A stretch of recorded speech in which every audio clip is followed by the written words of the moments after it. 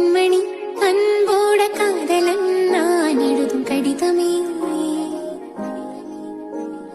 பொன்மணி உன் வீட்டில் சௌக்கியமா, நான் இங்க சௌக்கியமே. 60 Hz. எண்ணி பார்க்கையில் கவிதை கொட்டுது, அது எழுத நினைக்கையில் வார்த்தை முட்டுது. ஓ கண்மணி அன்போட காதலன் நான் எழுதும் பொன்மணி உன் வீட்டில் சௌக்கியமா, நான் இங்க சௌக்கியமே.